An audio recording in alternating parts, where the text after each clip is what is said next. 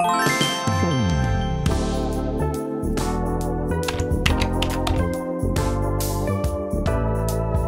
днес говорим за...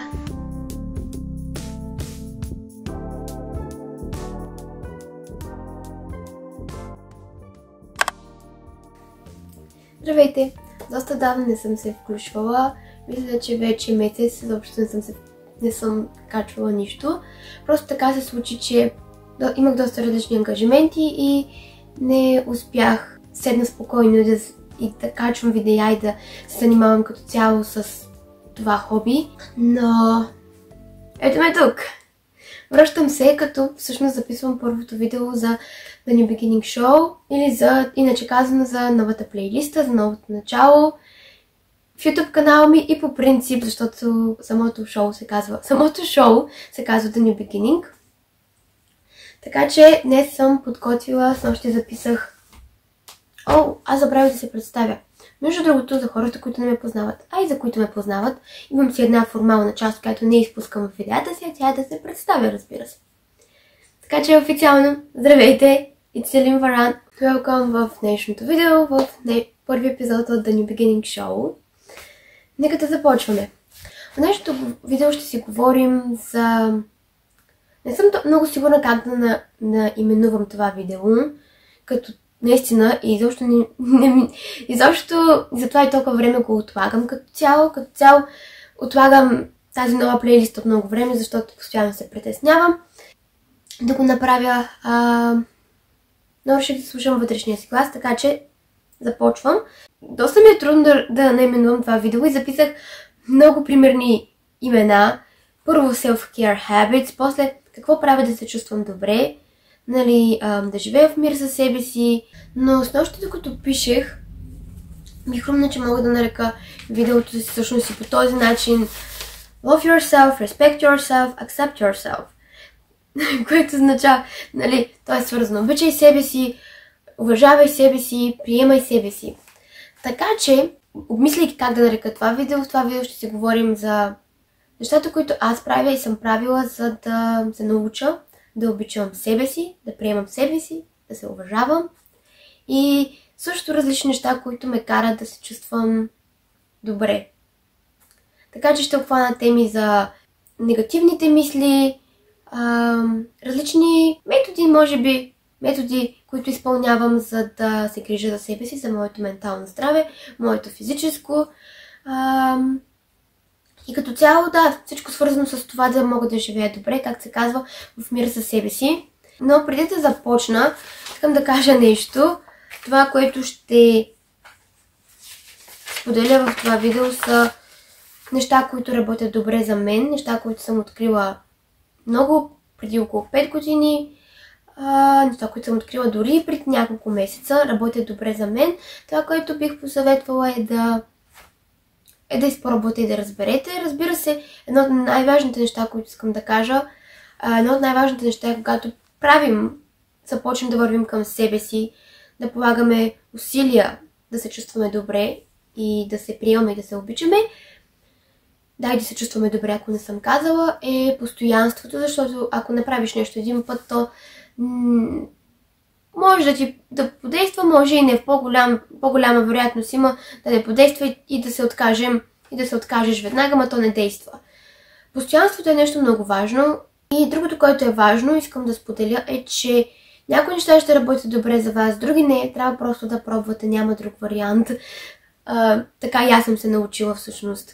И така продължавам да се уча, като пробвам и намирам това, кое вибрира на моята чистота и кое наистина аз усещам най-близко до себе си. Така че някои неща може да ви се струват прекалено далечни, други много близки, други един вид да сте... Това вече го знам, защото всеки се движи с различна скорост. Тук реших да споделя всичко това, което аз правя за себе си. Както искам да кажа, че някои неща ще работят, други не, но това не значи, че трябва да спрем да вървим по пътя към себе си. Това искам да кажа. Другото нещо, което искам да кажа последно и преди да започна, една кратка предистория искам да разкажа и да споделя с вас. Добре, откъде да започна? Не знам. Може би от тук, че споделяйки тези неща тук, написани и като цяло всичките ми други неща, които като съдържание ще има към тази плейлиста и към тази поредица. Хайде, мога да я нарека поредица, но не е съвсем правилно. Не ги споделям като... Това си е едно шоу. Аз съм учител и ученик, вие сте учители и ученици. Един вид нещо искам да бъде нещо такова, затова реших да има и някаква предистория. Вместо да седна и да ви разказвам това и това правя, върху това и това работя, върху това и това работех. Сякаш в момента аз съм в най-перфектното си състояние и съм изключително добре със себе си, перфектно се чувствам. Всъщност не е така. Това да се чувствам добре са ежедневни усилия, които практикувам от 5 години и продължавам все още. Така че, както се вижда, учител и ученик. Но реших да споделя някои неща, които смятам, че биха били от полза за някого, дори за един човек да е. Аз ще съм доволна и щастлива, защото съм минала през този път да стигна до тук, така че знам какво път е интересен, дълъг и пълен с приключения, ще кажа.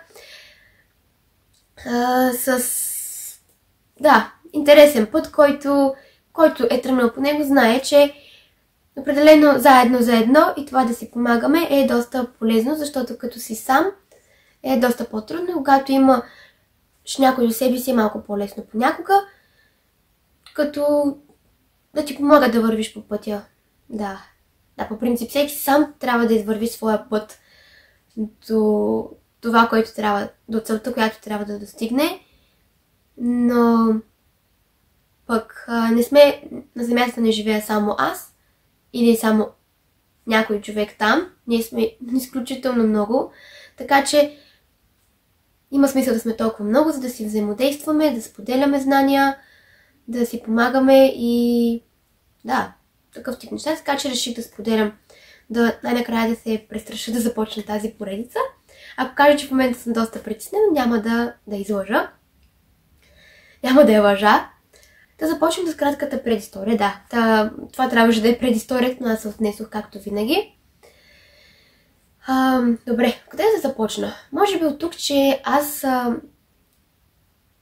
не съм от тези хора, не знам дали има такива, но не съм се родила с тази дарба да толкова лесно да приемам себе си, да се обичам, да се разбирам и да бъда в баланс, в мир със себе си. Всъщност точно обратното беше. Така че, къде бях стигнала? Преди около 5 години, хайде да кажем 5 години, започнах да вървя в пътя към себе си. Така случиха се много неща в живота ми, които бяха от голяма полза за мен и да осъзная, че не обичам и не приемам себе си. Все още дори помня момента, в който сама си зададох въпрос: обичам ли себе си? Отговора беше не. Много добре си спомням атмосферата, мястото, всичко е пределно, изключително ясно, сякаш съм го живяла преди 3 минути. Тогава започна моят път. Интересен, както винаги, никога не съм очаквала, че...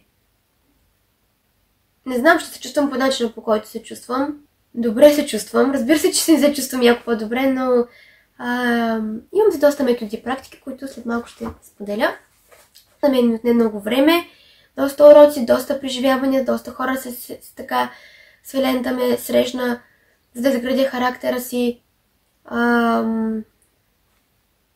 за да приемам себе си и да разбирам себе си. Разбира се, че все още продължавам. Все пак съм на 23 още, живота е пред мен, има какво още да уча, какво да доразвивам, какво да изгладя в себе си като неща, които не харесвам особено, неща, които да доразвивам, както казах. Да, разбира се, процесът е дълъг, има още, но... Така че тук седам като човек, който е минал и през това, хайде да я наречем тъмната страна, тази, която не е толкова светла, която не е толкова приятна, която повече е свързана с, може би, малко гняв, омраза, неразбиране. Да, тази по-неприятната част, която съм минала и вие може би сте минали или минавате. Така че мога да сравня, но за хората, които може би преминават през този си Защото когато тръгнете по пътя към себе си, нормално е първо да сте изследвали точно обратното на това, точно обратното на любов към себе си, на разбиране. Разбира се, че първо ще си говорите негативно, т.е. трябва да имаме обратното, за да научим другото. Нали знаете, за да разбереш дали нещо е за теб или не, трябва да пробваш. За да разбереш дали един плод е сладък или не, трябва да пробваш от него. Така се учим на земята. Проба грешка. Често и като цяло действието. Действието е всичко. Така че има база на сравнение и едното и другото, и това е много ценно според мен. Така че, като казвам, не съм се родила така и така с тези си възможности, всъщност не е нещо, в което се съжалявам. Всъщност аз съм изключително благодарна за нещата, които съм се случили, как съм ги живяла, защото те трябва да бъдат така, както са. И това е много важно. И защото имаш база за сравнение. Когато промениш нещо в себе си, ти можеш да усетиш разликата. Когато започнеш да обичаш себе си, можеш да усетиш какво е то и да го сравниш с когато не си обичал себе си. Така че съм изключително благодарна, защото имам това сравнение и мога веднага да преценя всяка една ситуация в живота ми, как искам да се чувствам. Да си кажа, това чувство ми е познато, не, изобщо не искам, да се забърквам в тези така дълбоки чувства, искам да поддържам този мир и спокойствие в себе си. Така че това сравнение е много важно и аз се разсеях, но за хората, които може би не знам кой кога ще види това видео, когато иде, то ще бъде подходящо време за вас. Сега пък съм седнала като на кафене. Добре, как да седна? Така, добре. Мисля, че така е добре. Дори в момента да е трудно, то е нормално да е трудно и е важно. Когато си в определен период от живота си, е трудно да видиш смисъла. Но след като той отмине, виждаш, че имало смисъл да се случва. Когато аз имах моите трудни периоди, се чудех защо ми се случват и като цяло беше ми толкова трудно да разбера какъв е смисъл на всичко това и просто ти попадаш в тази яма от трудни, негативни моменти, които понижават енергията ти доста. Но след време осъзнаваш колко са били важни и че без тях ти няма да си това, което... Без тях ти нямаш как да си това, което си. Аз съм сигурна, че един ден ще разберете, че всяко нещо... Разсеях се. Всяко нещо...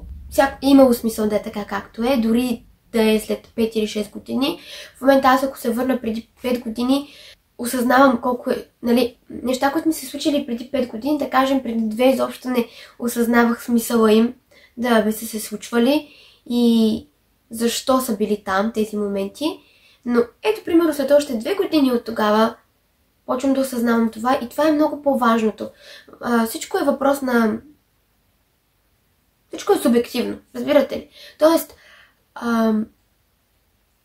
как ние виждаме нещата, това е много важно. По-добре да виждаш трудните си моменти като начин на израстване и това, че те са пред теб и в момента ти ги изживяваш, за да се подобриш в нещо, в някаква сфера от своя живот. Като цяло те са тук, защото има смисъл и са дошли да те направят по-добра личност, колкото да ги обвиняваш, ще си негативен, това не помага толкова.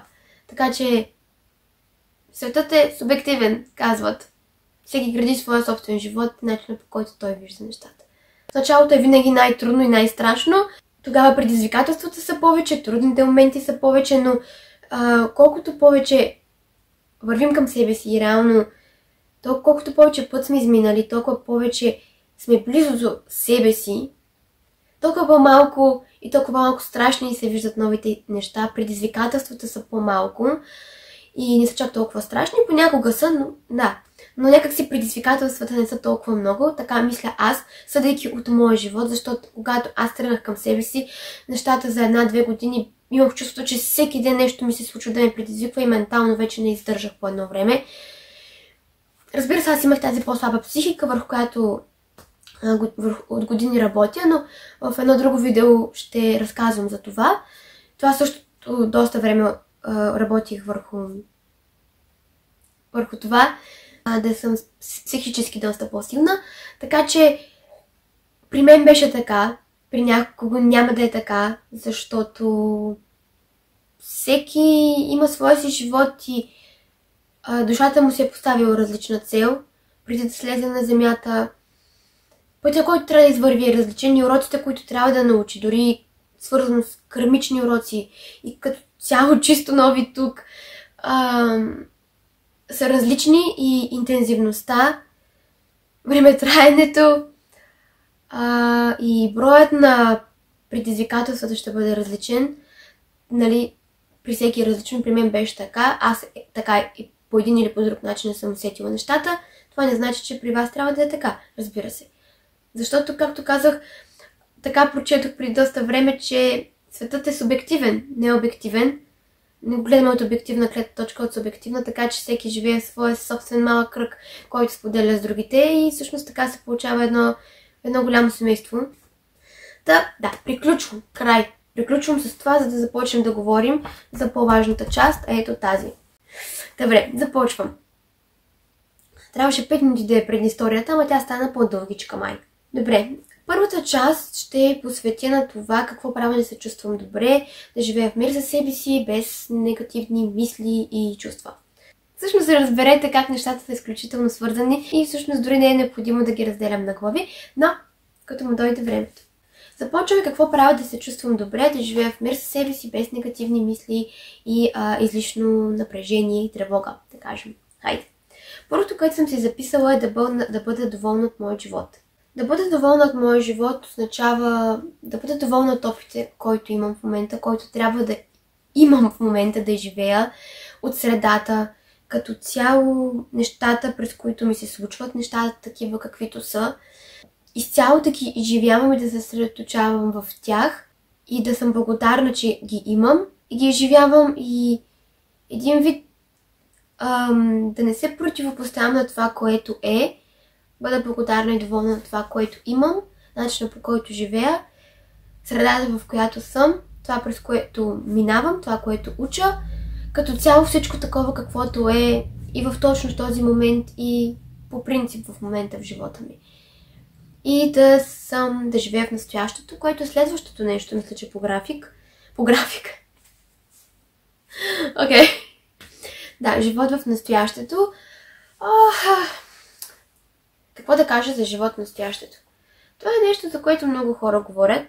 Как очевидно и аз ще съм от всички тези. Но много често говорим за това, но колко често го изпълняваме е друг въпрос. При мен процентите са различни. Зависимост... Да, при мен процентите са различни. Имам моменти, в които съм изключително много в настоящето и точно тези моменти са едни от най-хубавите ми, които изживявам нещата напълно изцяло и истински и усещам един мир в себе си. Не мога да го обясня, то се усеща. Да, различно е, но изключително важно. Аз от доста години работя върху това да живея в настоящето и все още ми е доста трудно.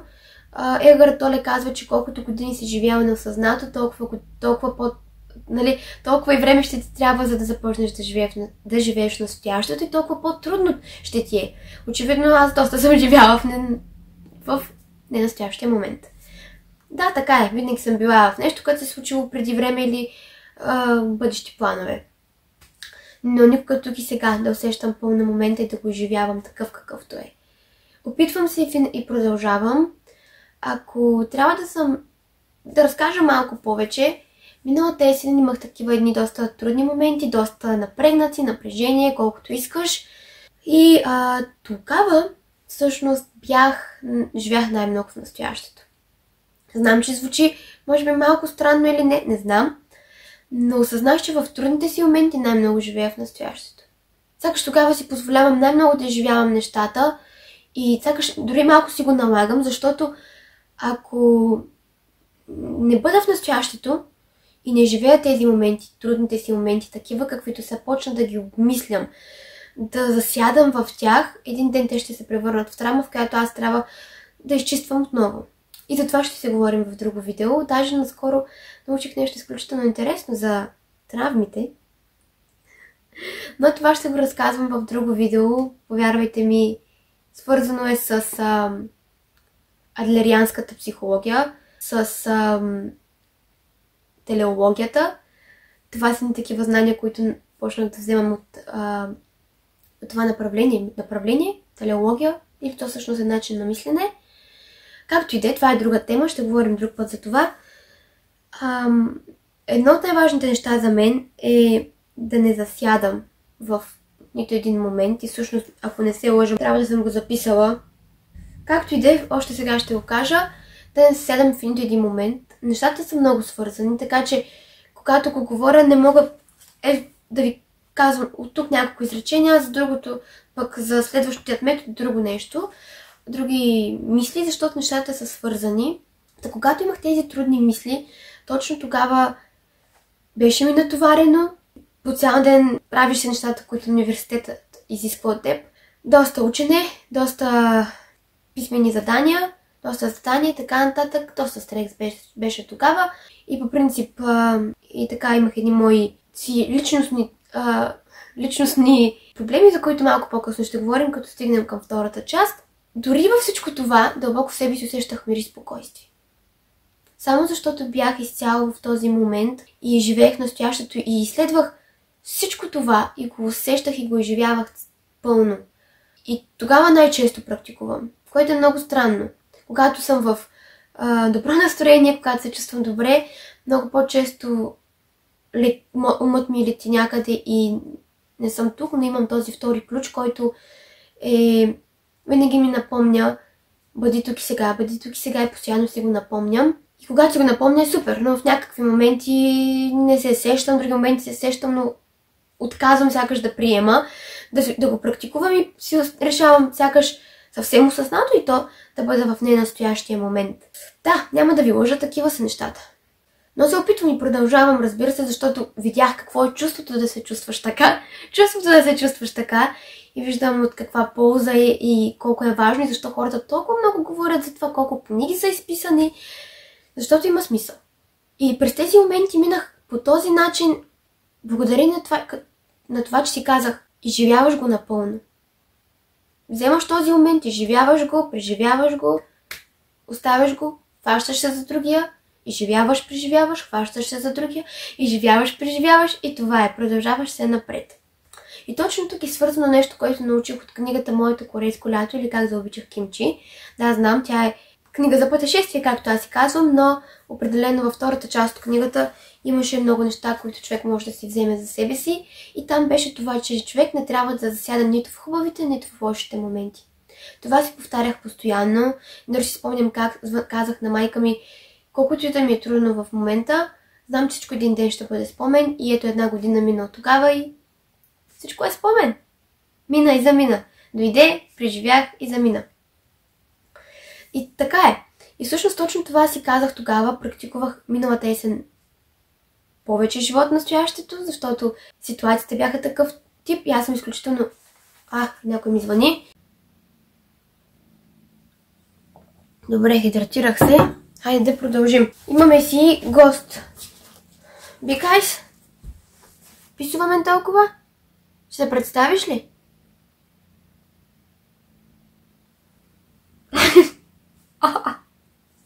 Благодаря. Добре, нека да продължим, да не се разсейваме. Малко се разсеях, че ми звъннаха по телефона и забравих за какво говоря. Малко ще се ориентирам от тук. Да. Така че живота на настоящето не е чак толкова важно да го говориш. Всеки може да говори за живота на настоящето, много хора може да говорим за много неща. Въпросът е постоянството и практиката и да си по-осъзнат, да имаш този втори ключ. Ето, примерно, за мен втори ключ означава това, знанието. Преди време аз изобщо нямах представа живот, настоящето, какво. Нали, няма как да знаеш нещо, докато не го научиш. И когато научих за нещо такова, за това, аз вече имах втория ключ. Втория ключ е новото знание. И в момента, в който аз правя обратното на това, което искам, това ключът, второто знание идва до мен и ми напомня нали, защо потъваш негативни мисли или не живееш настоящето. Нещо такова. Тук това, което искам да кажа също към живота на настоящето, аз гледам доста неща свързани с това. Даже всъщност преди доста гледах вече след като прочетох самия Егхарт Толе съм прочела книгата от Егхарт Толе "Силата на настоящето", мога да кажа, че повече практикувам и имам повече знания. Но все пак продължавам да гледам нещо и всъщност без да осъзнавам. От миналата година четох доста книги и голяма част от книгите, които прочетох, се говореше за силата на настоящето. Но винаги е така. Това, за което мислиш, това на каква честота вибрираш, защото такива неща идват в живота ти. Така че почти всичко, което четях и като цяло няколко пъти видеа ми се появяваха, беше някакъв контекст, съдържание, което включва силата на настоящето. Всъщност, имам си едно шоу. Аз не гледам шоуто, но имам едно любимо корейско шоу. Казва се "Шучита". Атмосферата много ми харесва. Като цяло, това шоу е като разговор между приятели, които се говорят за живота и изключително много ми харесва. По принцип, самото предаване е музикално шоу, защото водещият е музикант и много често кани музиканти, с които си говорят за музика. Има музикално съдържание. Но не става въпрос само за музика. Както казах, като разговор между приятели, които си говорят за живота, е така както аз като си седна с моята приятелка и започнем да си говорим за някакви неща, за живота като цяло. Но в това шоу имаше едни такива моменти, в които се говореше за живота в настоящето. Разбира се, един от гостите беше Джин, който е от BTS. Този епизод с Джин много ми хареса, защото получи се изключително хубав разговор тогава между Минюнги и между Джин. Тогава си казах, и аз искам да мога така като него. Тогава много ми хареса начин на мислене. Той каза, днес имам да правя 5 неща.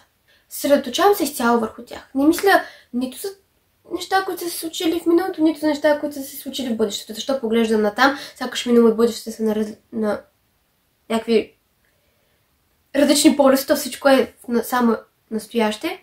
Но така, ума обича да категоризира и сме свикнали по този начин.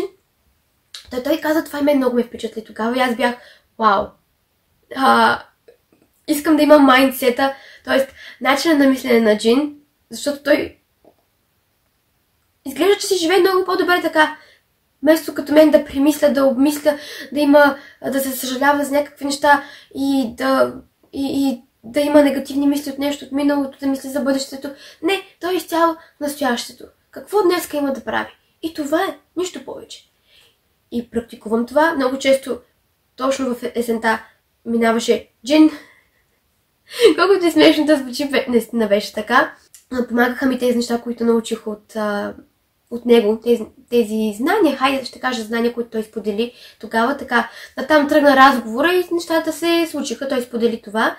Но разбира се, това, което друго той сподели, е, че в живота той запомни най-хубавото. Това, което е негативно, неприятно, той на момента го изхвърля от живота си, не го мисли, запазва хубавите моменти.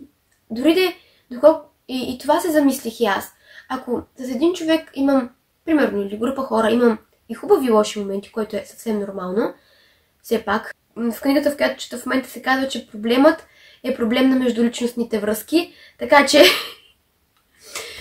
щом взаимодействаш с хората, няма как, нали, да няма така някои малки осложнения, но те са важни също. Един вид се замислих за това. Не мисля чак толкова за неприятните или моменти, които съм имала с тези хора, да кажем, а да се сетя за тези по-приятни моменти. Може би където сме се смяли заедно, където сме си помогнали, където сме се разхождали, сме си говорили за нещо хубаво. Нещо приятно да запазя в себе си, вместо негативното и неприятното. Дори от хора, които вече не сме се забравили, не сме се срещали от много години. И така, като цяло, почнах да гледам, да променям начина си на мислене, след като чух тези мисли, които той сподели. Мисля, че бих казала, свързани с нашето ментално здраве, с неговия начин на мислене. Почнах да ги включвам в себе си, да ги променям и много по-лесно се живее така. Разбира се, при мен е малко такова. Аз съм този тип хора, които постоянно трябва да има някакъв план в живота си, не мога така да се пусна директно по течението и просто каквото дойде. Трудно ми е, но се опитвам, ако днес имам това и това да правя, наистина да мисля за тях, а не да се впускам какво ще правя след години или в моите тревоги и притеснения. Защото тревогите ми и притесненията са си... Да, това ще говорим в друго видео, когато прочета книгата, върху която която в момента чета. И така, да. Затова се замислих и реших, че трябва да го споделя, защото това са важни знания, които аз си взех така от Джин и наистина му се възхищавам на начина на мислене и се опитвам да включвам тези неща в живота си. Може би няма да мога като него да живея, да имам този начин на мислене, но поне отчасти да го прилагам в живота си, винаги ще ми е повече от полза, защото когато прилагах тези два метода, които научих от него, когато имах трудни моменти, живях толкова по-добре. Не засядах никъде. Просто оставях нещата да преминават, аз да ги изследвам, да ги изживявам и това е. И винаги през цялото време се опитвах да виждам смисъла, да виждам позитивното, хубавото, уроците, които мога да си взема, а не да се съсредоточавам върху напрежението толкова. Аз се съсредоточавах се, но не исках да ги оставя да пуснат корени в мен и да бъдат като излишен багаж, който да нося със себе си. Това искам да кажа.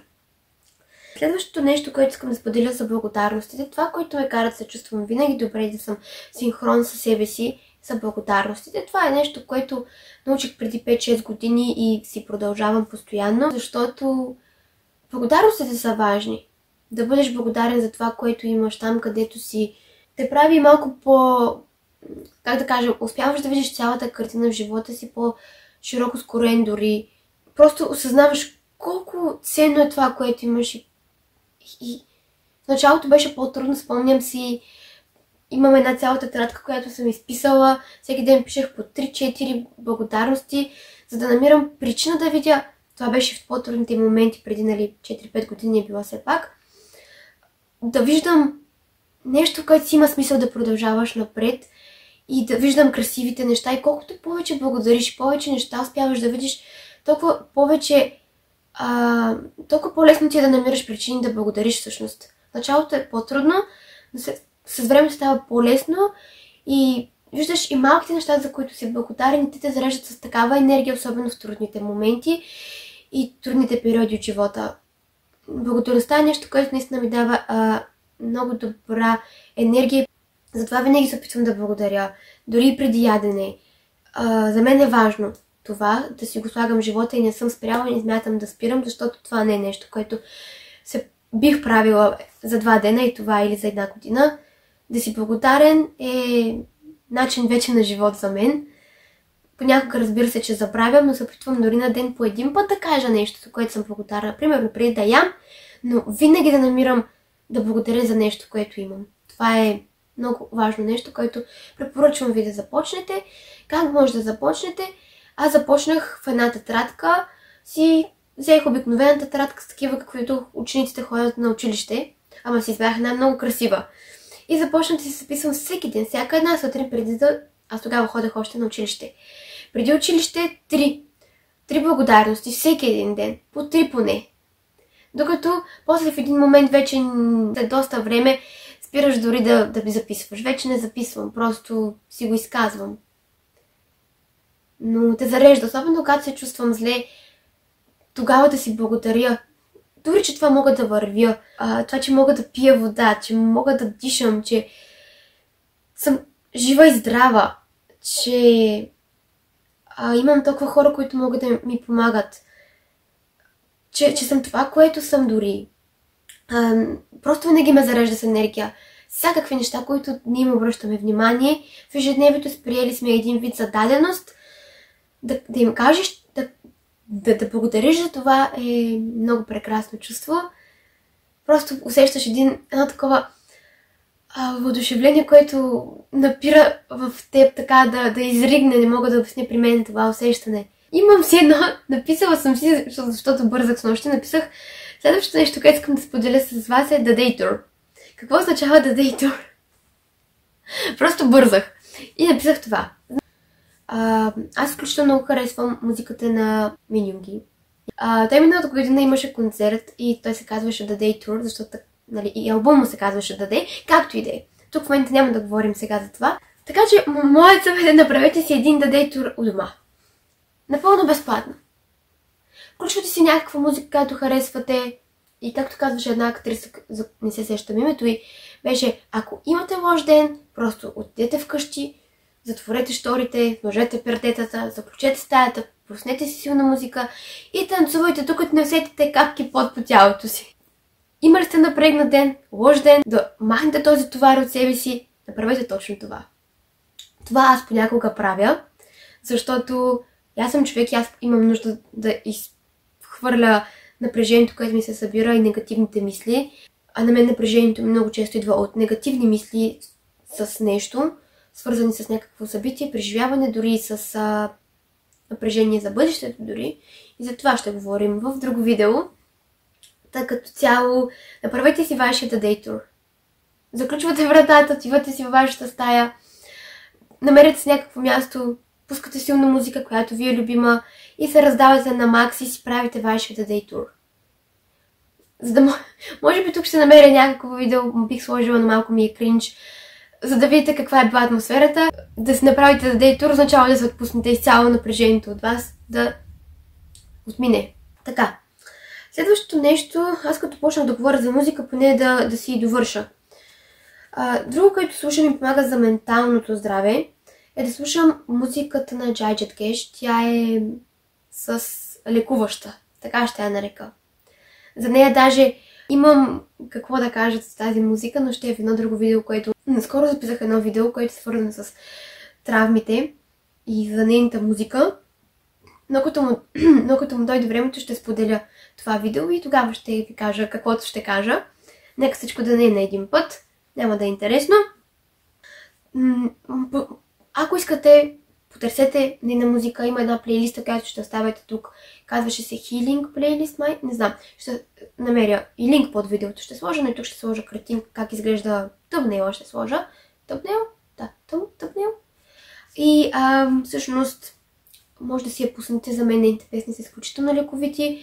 И всъщност нейните песни и всичко това друго, което ще кажа, е свързано с менталното ми здраве. Ментално да се отпочина от всичко понякога. От това, когато бързам за някъде, буквално, не в буквалния смисъл, а бързам да постигна нещо, да свърша някаква работа. Толкова съм напрегната, че не мога да седя на място. Или когато съм прекарала много време в социалните мрежи, нещо, което не препоръчвам. Просто да си отпочинеш и някакси да избягаш от този забързан начин на живот. Това, което ми помага, са песните на Jai Jatkesh. Любими са ми. Да слушам тези ASMR sounds. Като най-често обичам тези, които са с мелодия. Аз ще сложа линкове под видеото и тук може би ще ги сложа някои тъмнели да ги видите кои са. Обичам, които има музика. Примерно как гори огън или вали дъжд. Някакъв такъв мелодия и песен на птички. Знам, че са изключително успокояващи. Понякога заспивам дори на тях. Много ме успокояват. Слушам тях и ми помагат също. Също друго, което ми помага, как някой свири на Singing Bowls, пеещите копии. Наскоро намерих един музикант, той се казва Малте Мартин. Той свири Хендапен, казва, и е изключително успокояващо и приятно. Много често тренирам йога под негов съпровод. Много ме успокояват, много са приятни и ми влияят добре на менталното здраве. Щом менталното ми здраве е добре, то значи, че се чувствам добре. Затова съм решила да ги споделя с вас тези неща. И като цяло, нали, всякакви такива честоти, които да ме успокояват. Дори слушам честоти понякога за чакрите, за гърлената чакра, много често при мен. Знаете, може би някой не знае, но аз ще кажа, моята любима книга, една от най-любимите ми любими книги е от Габриел Бърнстейн и се казва Вселената пази гърба ти. Обичам тази книга. Ако е възможно да кажа това, любимата ми книга е. Оттам научих много неща, как да предавам напрежението и тревогите си, да пускам ръце от волана и следователно да нямам излишно напрежение и да бързам за някъде, където има време, т.е. да спра да контролирам неща, които не мога да контролирам. Много неща научих от тази книга, така че ви препоръчвам тази книга. Винаги съм я препоръчвала. Не засяга една или две теми. Помага. Случва се наистина чудеса. Препоръчвам вие, когато вие ще усетите, когато сте готови, ще си я прочетете. Добре, аз тук малко отворих темата за тези неща. Да не се напрягаме за неща, които не мога да контролирам. И като мечти, и като някакви желания, цели. Защото всяко нещо си идва на мястото, когато трябва, както трябва, по начина, по който трябва, във времето, което трябва. Време, според мен, малко по-различно от това, което човешкият ум разбира, защото не смятам, че времето тече по начина, по който умът вижда, че тече времето. Защото времето само по себе си казва, че няма настоящ момент, но нали все пак, живейки в този свят тук, ние трябва да се ориентираме в деня, денонощие, час и така нататък. Имаме тези неща и малко объркваме това друго време, което е свързано, кога трябва да се случат нещата и как. Затова не се напрягам, опитвам се и така по този начин не спирам да контролирам неща, които не мога, защото дори много често казвам това и някой път ми се смеят, но дори да бързам да достигна нещо и то да дойде в живота ми, а аз съм имала такива моменти, дори точно когато четях Вселената пази гърба ти, и да бързам и да не бързам, ако във време пространството това нещо трябва да се случи на 15 юли 2027, а пък ние сега сме още 2026 примерно. Колкото и да бързам, значи когато дойде 15 юли, юни или казах юли, 2027, то тогава ще се случи, примерно. Тоест, всяко нещо си е писано кога трябва да се случи. Аз вярвам в това, някой може би не. Колкото и да бързам, няма да стане. То, щом тогава трябва да се случи, то тогава ще се случи. Аз и да бързам, една година най-много да се изтормозя психически и да стигна сигурно до бърнаут и психически да падна и до депресия, няма какво друго да достигна. Затова просто винаги продължавам напред и това е. Предавам всичко, което ме тревожи с моята практика, която си имам и така е по-добре. Спирам да контролирам, защото контрола е видим вид да се боря с вятърни мелници, които не могат да надвия. Бориш се с тях и какво накрая нищо.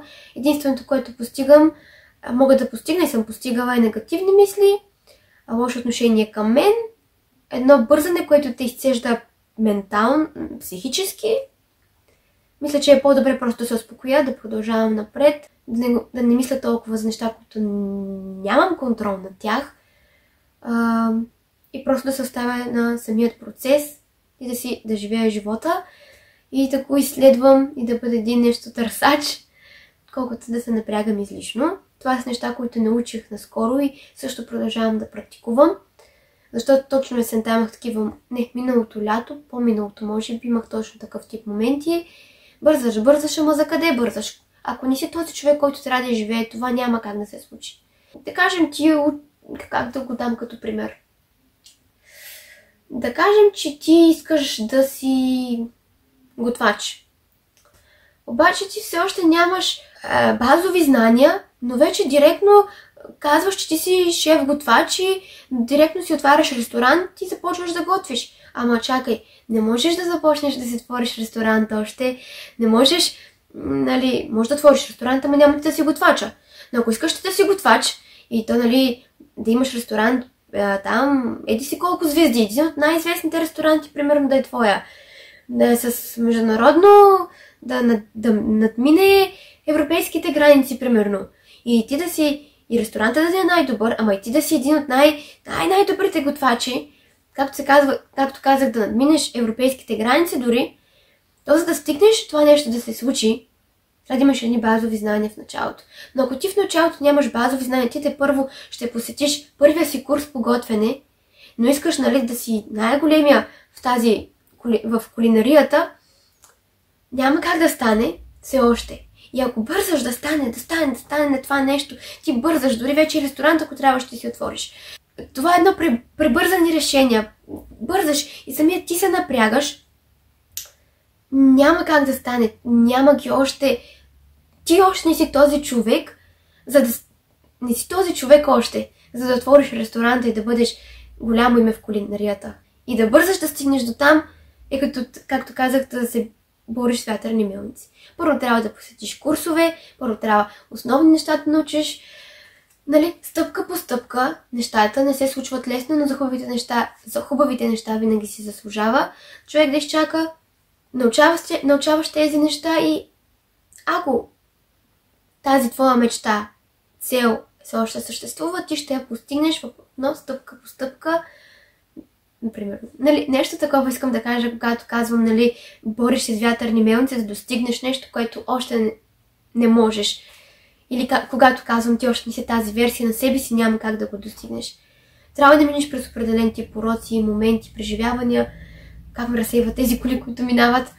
Нали ви казах, че моето съсредоточаване е хубав минус, върху който работя. Така че, гледайки нещата от този ъгъл, е много по-лесно за мен да живея. Реших да променя начина си на мислене, когато правих когато имах такова напрежение. Когато промениш начина си на мислене и видиш нещата под друг ъгъл, е много по-лесно за теб самия. Така че всяко нещо си има времето и вярвам в това и смятам да си мисля така, че всяко нещо си има време, всяко нещо се случва когато трябва да се случи, се случва ако трябва, ако е писано примерно понякога. Просто изцяло се доверявам на Вселената да ме води по пътя.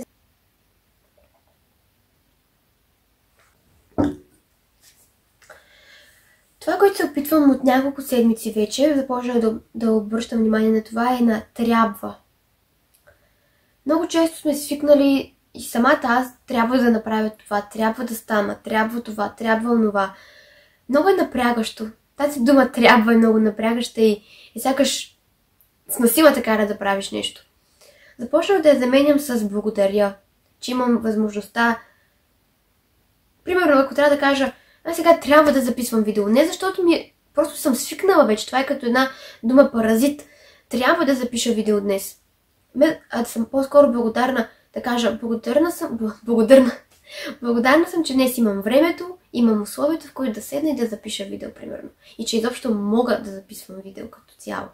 Имам техники, имам времето, имам мястото и така. Или да заменям с би било хубаво, ще направя нещо, искам да заменям с тези думички трябва. Това се опитвам да правя. Съвсем наскоро започнах да обръщам внимание. Добре, техниката против засядане. Нека да споделя и за нея. Още 2-3 неща остават. Техниката против засядане е нещо, което научих миналата година, когато изчистих себе си от излишен багаж, който съм носила. Но за това ще говоря в едно друго видео. Ще видите какъв интересен процес. Научих много интересни неща за пречистването. Съвсем наскоро, за това ще говорим в друго видео за това. Тогава си казах, познавайки себе си, аз пак съзнато или неосъзнато, вече може би дори няколко пъти осъзнато, доста по-голяма съм, вече не съм на 10, да правя неосъзнати избори и неосъзнато да си имам някакъв вид травми, които не са просто... Светът е субективен. Просто въпрос на мислене и начин на гледане са нещата.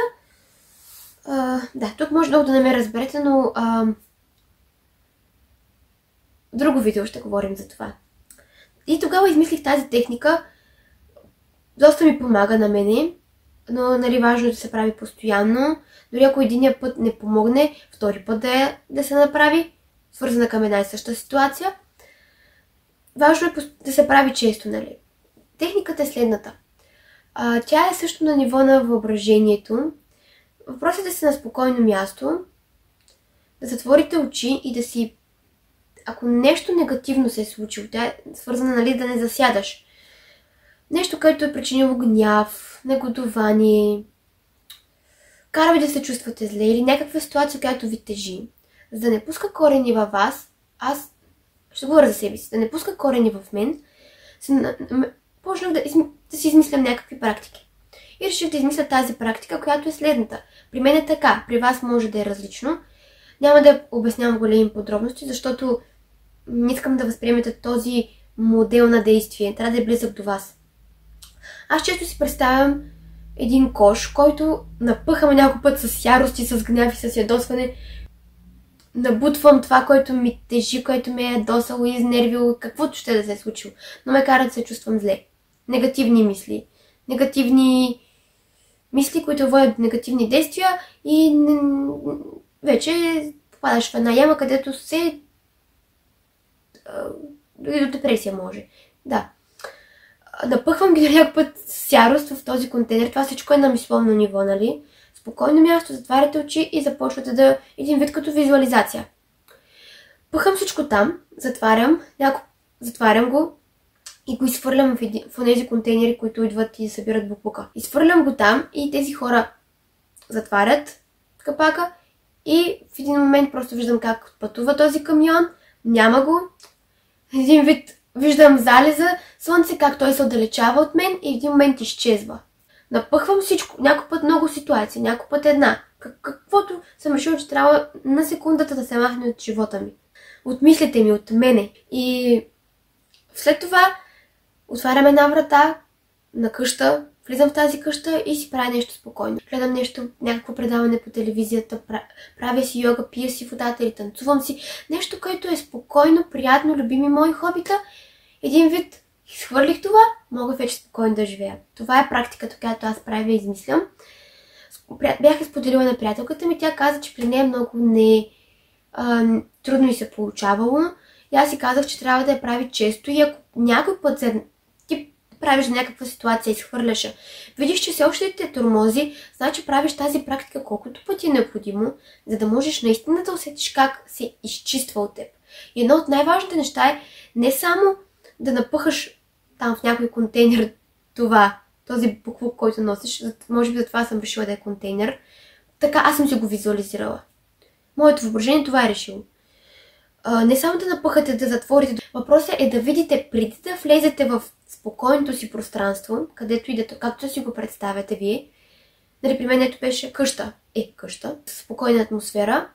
Вие можете да си представите каквото искате. Много е важно да видите как този, ако е камион, който сте натварили този буклук, изчезва, няма го. Да го изпратите, чао, тръгвай си.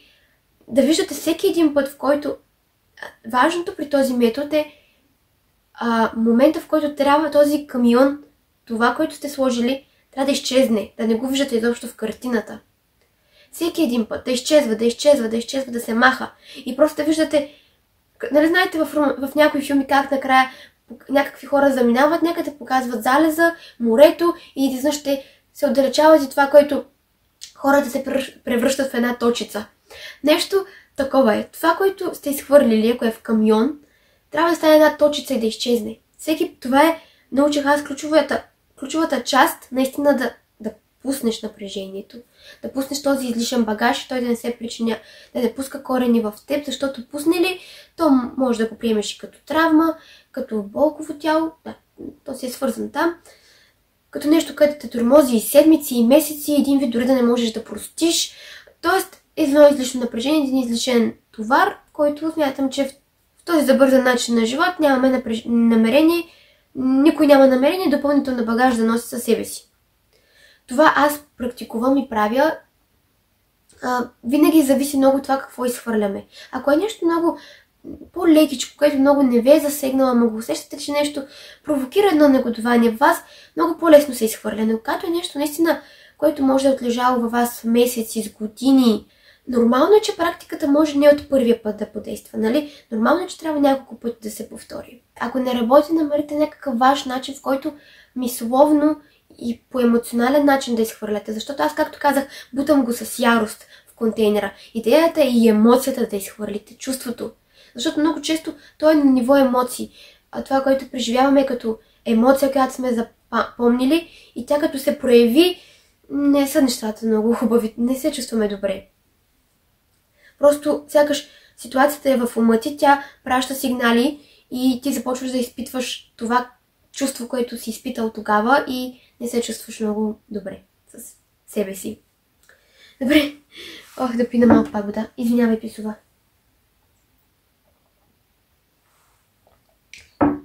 Сега точно на коляното ми ли реши да легнеш? Ментолке. Нейното име е писала Ментолкова. Нали? Бикай се. Няколко пъти бикай се. Големи очи означава. Тя е много крижовна майка. Нали така? Добре, другото, което е афирмации, ще кажа.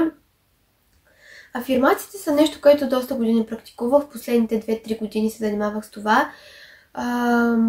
използвах афирмациите, за да променя начина си на мислене към много неща. Към връзката ми с мен, връзката ми с Вселената, връзката като цяло да махна стари споразумения, които са доста ограничаващи, не ми позволяват да живея спокойно. Афирмациите аз използвах за това. Важното при афирмациите е, че нещата не се променят за 2 дена, нито за по-малко. Афирмациите се правиш поне 1 месец, за да видиш дали има ефект. И ако не продължаваш, докато не получиш ефекта, защото зависи колко дълго време си живял с споразумения, които сам си изключил със себе си или със средата. Тоест, за повече, ако искате да научите за споразуменията, ви препоръчвам да прочетете книгата от Дон Мигел Руис "Четирите споразумения". Започвате лека по лека да промените си начина на мислене, също и след това вече, като промените начина си на мислене, той начина на действие променяте и целия си живот. Но ако, примерно, използваме афирмации, за да се почувстваме по-добре, честно казано, няма да се почувстваме веднага добре. По-скоро, както казах, афирмациите мисля, че служат да променяме начина си на мислене, гледната си точка към света и към самите нас, не толкова да ни влияе върху настроението, защото аз съм правила афирмации, когато съм се чувствала зле и не съм се чувствала по-добре, но пък важното нещо е, че на друго ниво променя, защото аз съм правила някои афирмации по 2 месеца, примерно. И разбира се, че аз за 2 месеца имам моменти, в които нямам никакво настроение и съм ядосана. И нормално е да се чувствам така. По някой път ми е трудно да се... нещо, което ще споделя, тук ще след малко.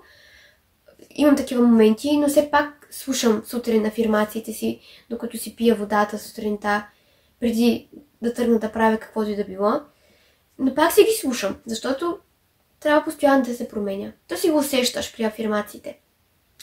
В един момент, за всяко едно слушане, ти в един момент усещаш, че повече нямаш нужда да ги слушаш. Сякаш вече ти мислиш и действаш по този начин и трябва да спреш. Може след някакъв период пак да си ги включиш, да си ги слушаш, но първите 1-2 месеца са за мен много важни. Това, което се опитвам да правя, е нещо, което много ми помага. Научих за това как да сме щастливи, да се чувстваме добре. Разбира се, че да си щастлив не значи да носиш розови очила всеки ден и всяка една секунда в живота си. Означава, доколкото разбирам от Габриел Бърнстейн, колко бързо можеш да преминеш от състоянието, което те кара да се чувстваш зле, към състоянието, което те кара да се чувстваш добре. Колко бързо можеш да преминеш от едното състояние в друго. На това се дължи. Тоест, това са усилия, опит и осъзнат избор. Какво да направя, как да възприема ситуацията и как да живея. Случило ти се нещо там, бил си в магазина, някой ти е направил една такава физиономия неприятна, бил сърди човек и на теб ти се е скапал или ти е казал нещо така по-напреки, да се изразя. И по някакъв начин те се чувствал зле и не е нужно цял ден да се чувстваш зле, защото някой те е погледнал гадно и се опълчил малко, така ти е казал нещо с по-различна интонация и тон. Въпрос е колко бързо можеш да оставиш тази ситуация и тези чувства, които са се породили и да се върнеш към своето си спокойствие. Това научих и се опитвам също да практикувам, за да се чувствам добре. Забравила съм да го запиша тук. Сега ще хвана темата и за премисленето. Това, което научих за за премисленето, за overthinking, нещо, което аз не харесвам в себе си, но имам и се опитвам да го поглеждам от друг ъгъл и да намаля силата, с която е при мен.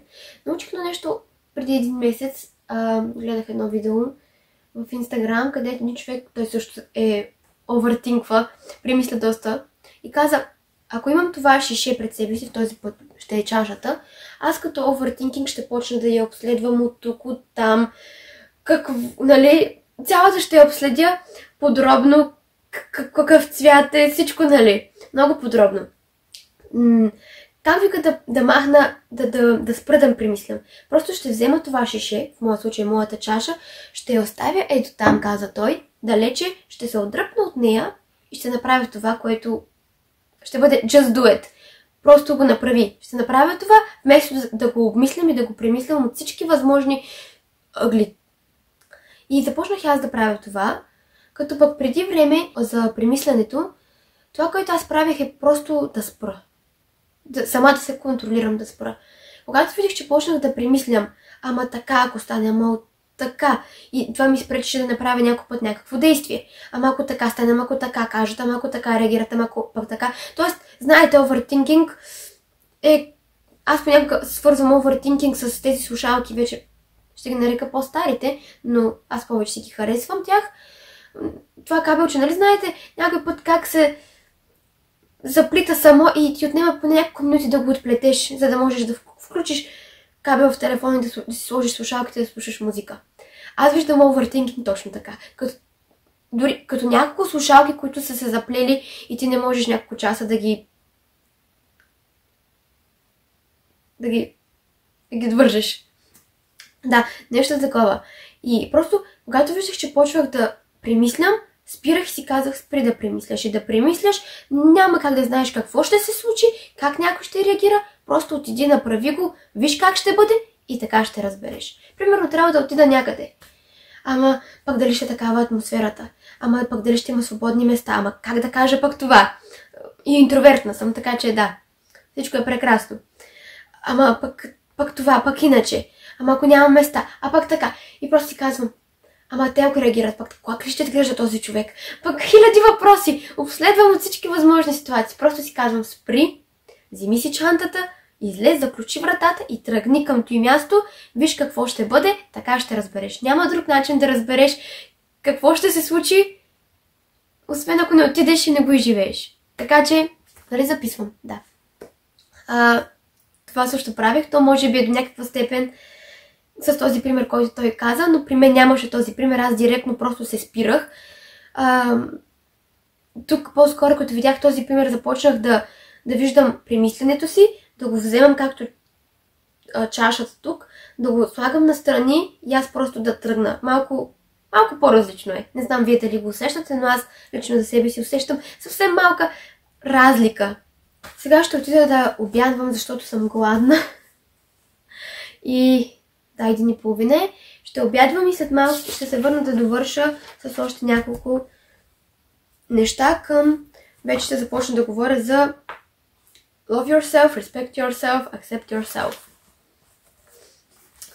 Да. Или обичай себе си, уважавай, приемай себе си. Тя си има бяло шалче. Мила моя.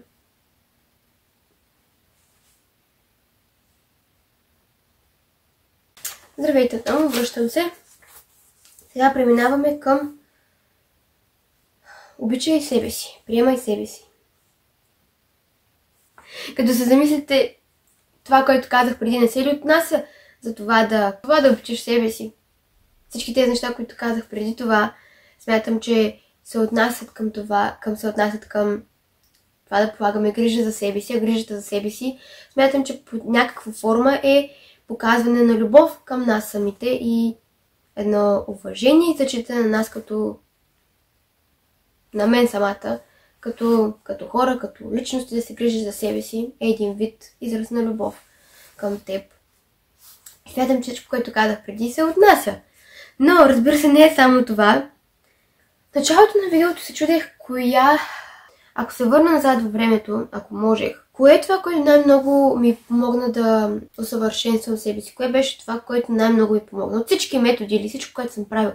Кое по пътя беше най-ползотворното за мен? Кое ме накара да разцъфтя, ще кажа?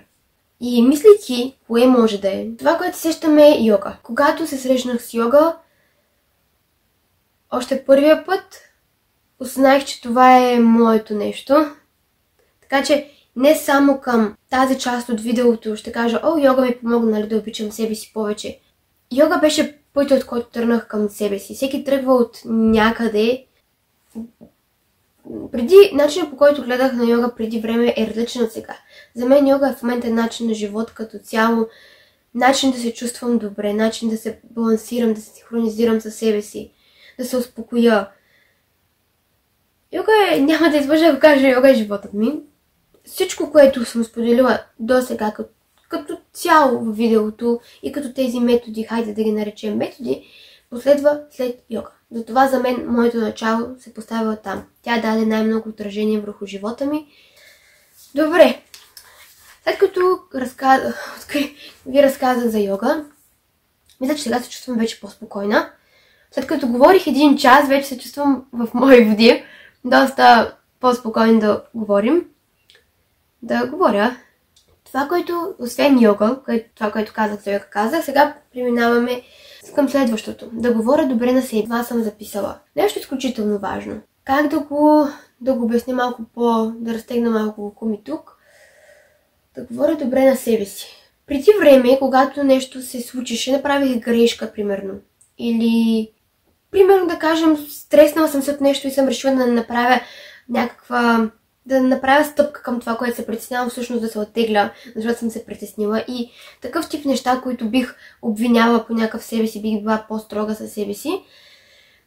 Тогава се държах много лошо със себе си, вместо да се опитам да си кажа, нали, добре, нали, сега си направила грешка. Всеки допуска грешки. Научаваш си грешката и следващия път няма допускаш, когато такъв тип ситуация или подобна на тази ситуация. Или от сорта, добре, този път избяга, направи грешка, хванате шубето, както се казва. Но това не значи, че но следващия път ще се стегнеш и ще отидеш. Не бях този тип, не говорих така на себе си. Един вид да се мотивирам сама, да се успокоя и да си кажа, окей, сега има грешка, направи това, не направи онова. Нищо не е края на живота. Живота продължава. По един или по друг начин. И нека да не продължава с отричания, а нека да продължи с нещо приятно. Да говоря добре на себе. Всъщност ми помага да не се изяждам отвътре, когато направя грешка или нещо подобно, което ме кара да осъдя себе си. В момента се сещам за такъв тип примери да ви дам. И както казах, ето така се опитвам да говоря, да се успокоя сама и да си кажа всичко е наред, всичко ще се случи, всичко е поправимо, everything is figure outable. Това, че сега си направила тази грешка или сега не си се изразила точно както трябва, ти не можеш да промениш това. Вече е станало. Единственият начин, това, което можеш да направиш, е да си вземеш поука, да си научиш урока и следващия път да си по-внимателен, да си по-писова, не дей така да правиш. Не ме гледай оттам. Да си Какво има? Да си по-съобразителна, да знаеш, че не всяко нещо, което си мислиш, трябва да го кажеш. Такъв тип неща. А не да си казвам, ето ти пак избяга, ти си страхливка, ти не можеш да поемаш отговорност, за нищо не ставаш. Такъв тип неща. Когато преди време нападах себе си по този начин и това не смятам, че някакво дори уважение към мен самата. Да, респект.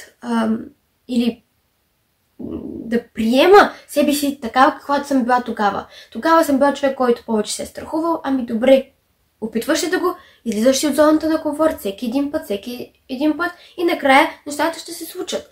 Нещата така или иначе ще се случват, щом си решил да правиш промени.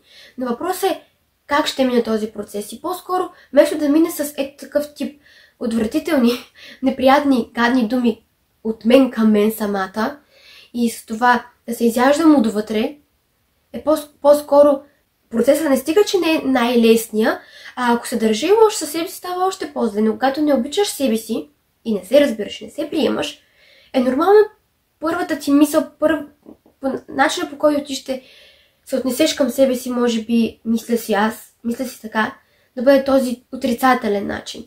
Но по-добре да го минеш този процес, колкото и да е труден, но да го минеш с добро отношение към себе си, прави всичко по-лесно и по-приятно според мен. Така че, ето това правя аз, за да обичам себе си. Държа много на това да обръщам внимание как си говоря. И особено когато направя някаква грешка, както казах, или се стресна от нещо, няма значение. По някакъв начин почувствам нещо, което аз ще характеризирам като слабост, а то всъщност не е слабост, просто аз така си мисля, дори някой път да се комплексирам за нещо. Или комплексирала. Е много важно как ще погледна на нещата и обръщам внимание на това и се опитвам много често наистина да наблюдавам това, защото знам какво е да се държиш лошо със себе си, нали? Да, не съм се държала кой знае колко лошо, но знам, че когато направих грешка, се държах наистина грубо със себе си, доста така зле и това не е приятно и не го препоръчвам на никого, така че наистина е много важно отношението ни към нас самите, защото няма как да искаме отношение хубаво от другите, когато ние към нас самите не можем. Трябва да даваш хубаво на себе си, за да можеш да получаваш. И ако искаш наистина света да идва с хубави неща към теб, то самият ти трябва да промениш настройките си вътре към самия себе си. И разбира се, това си към някакви, както казах, и комплекс неща, които не харесваш себе си. Много често, когато и не харесваме нещо в себе си, ние вместо да се опитаме да видим хубавото, ние изцяло се съсредоточаваме върху това, което не е толкова перфектно, защото ние така сме си помислили, сравнявайки се с другите, защото, както казвам, проблемите са проблеми на междуличностните връзки. Повече ще говоря за това, когато му дойде времето, защото това са едни нови разбирания, които наскоро почнах да обмислям и си казах, да, наистина е така. Още обмислям тези неща, както и да е. Просто не трябва да се сравняваш с някой друг. Всеки е такъв какъвто си е и той си е такъв, а ти си такъв какъвто си. И това е перфектно. Природата си знае работата. Така че някой път може да се комплексираш. Примерно при мен се е случвало и някой път се случва за ръста. Това, че не съм миньон. Да. Миньон. И 1,50 м, може би и нещо, нямам представа. И като това е. И примерно вместо и се съсредоточаваш върху това нещо и започваш да си мислиш, ама защото аз съм ниска или нисък, никой няма, еди си какво. Няма да мога да се впиша, примерно, няма да ме харесват. Ето го чувството за малоценност, къде се проявява. Такъв тип неща, сам си го правиш. Хората не случайно са казали, кой каквото си прави, сам си го прави на себе си. Нещо такова беше. Кой каквото прави, сам на себе си го прави. Да, така беше. Обърках се. Така че започваме да си измисляме някакви истории. Просто си нисък. Това е. Това е ръстът си. И това е. Приемаш го като недостатък, защото се сравняваш с другите. Но ти си перфектен да бъдеш така, какъвто си. А на всичкото отгоре добре, не си висок, но пък имаш много други предимства и плюсове. Съсредоточаваш се в тях. Това е много по-важното. Но след малко ще говоря и за това още по-подробно. И както казал го, защото тук е много важно. Можеш да намериш нещо хубаво в това, че си нисичък. Но не, нас ни е по-лесно да се съсредоточим в отрицателното и в това, което не е хубаво. И дори отрицателното да го правим още по-отрицателно, което пак не е добро отношение към нас. Не е лесно, особено в този свят, където се поставят някакви неписани правила за красота, за грижа за себе си, аутфит и е малко трудно сякаш вече, още по-трудно сякаш, да не служиш на някакви правила там, които не са на някакви неписани правила, но ти си перфектен такъв какъвто си. Това аз си мисля за себе си. Аз на себе си казвам така, аз съм перфектна по начина, по който съм. Аз съм перфектна в моята неперфектност. И това е още по-интересно, защото съм неперфектна. И това прави нещата още по-интересни и по-красиви.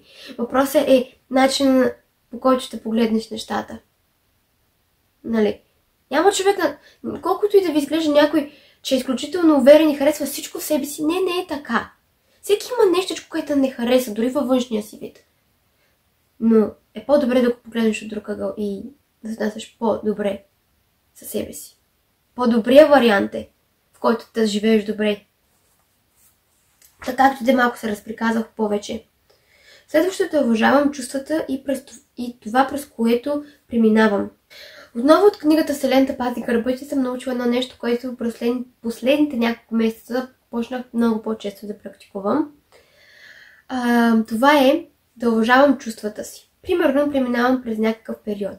Нормално е да чувствам сблъсък със себе си, некомфорт, каквото и да чувствам. Объркване, страх, притеснение, каквото и да е. Това, което аз си казвам е уважавам това, през което преминаваш, уважавам начина, по който се чувстваш. Всичко ще бъде наред, всичко ще се нареди. Уважавам това, през което преминаваш, съчувствам ти, обичам те. Това е за финал. И това е начинът, по който също, това може би е свързано с това да говоря добре на себе си, така че нещата тук са свързани, но това нещо си го казвам специално в специални ситуации, когато наистина имам нужда да бъда мила със себе си, да бъда съпричастна на себе си, един вид, и да знам, че всичко ще бъде наред.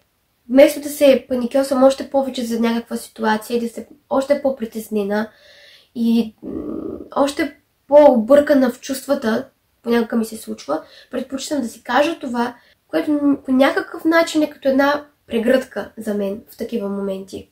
Другото е да обръщам внимание на чувствата си.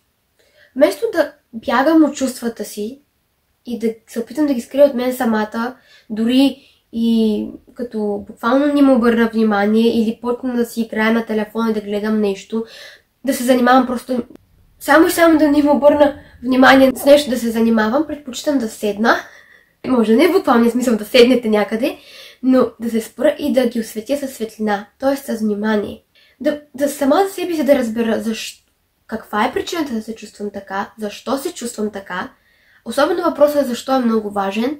Наистина, понякога не ни се иска да си кажем сами пред себе си защо се чувстваме така или защо сме направили нещо така, но за да сме наясно със себе си, трябва да бъдем прями със себе си, да бъдем директни. Понякога не е лесно, понякога и на мен не ми харесва да бъда пряма със себе си, защото сама себе си не искам да открия, да кажа сама пред себе си истината, защо така се чувствам или защо така съм действала, но някак си ти олеква след това. Затова много го харесвам. Вместо да бягам, просто седна и си кажа защо така се чувствам. Коя част от мислите ми, от чувствата ми, от ситуацията ме кара да се чувствам така и защо така. Защо се опитвам дори да избягам от тези мисли. Опитвам се да бъда по-интроспективна, щях да кажа, но това не е така, защото аз съм си по принцип интроспективна доста. И това са тези неща, които се отнасят към това да говоря повече със себе си и да разбирам повече себе си по някаква форма, са неща, които имам чувството част от мен, защото винаги съм заинтересувала от това. Не винаги от чувствата, защото някой път не е страх да почувстваме това, от което се страхуваме да почувстваме и предпочитаме да избягаме. Но често така съм се питала въпроси сама към себе си. Да, както и да е. Да бъдем леко интроспективни всъщност не е никак лошо, защото по този начин също опознаваме себе си.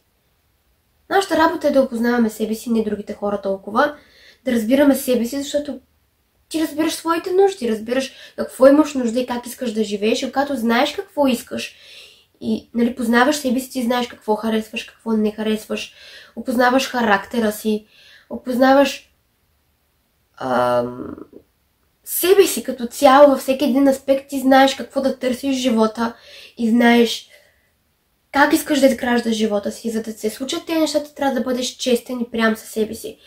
Вярвам, че за да бъдем директни, да бъдем откровени пред себе си и наистина да знаем какво искаме да правим в живота, може на мен поне, че ми помага, когато обръщам внимание на чувствата си, защото това ми помага да видя по-дълбоко, да вникна по-дълбоко в себе си и да осъзная някои неща, които не искам. По този начин някак си се научих да бъда към себе си директна, дори понякога да го крия, да не го казвам, мислено си отговарям и знам. Казвам, че не искам да направя това, казвам, че не искам да отида нещо в мен вътре, иска да отиде и го знам, дори да не си го призная пред друг, то най-важно да бъдем също много не е нужно да го признаваме пред някого, пред себе си. Но важното самият ти да си отговориш, че е така. Дори да не е много дълбок разговор с себе си, просто така да му хвърлиш един бърз поглед, но да осъзнаеш каква е истината дълбоко в теб, е достатъчно. Така че, да, това си мисля, доста неща казах, обърках се. Добре, продължавам.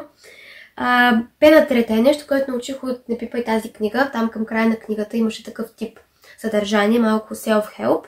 И имаше, пена трета е формула за решаване на проблеми, как използвах един-два пъти, но ми се иска по-честичко да я използвам, защото виждам, че действа.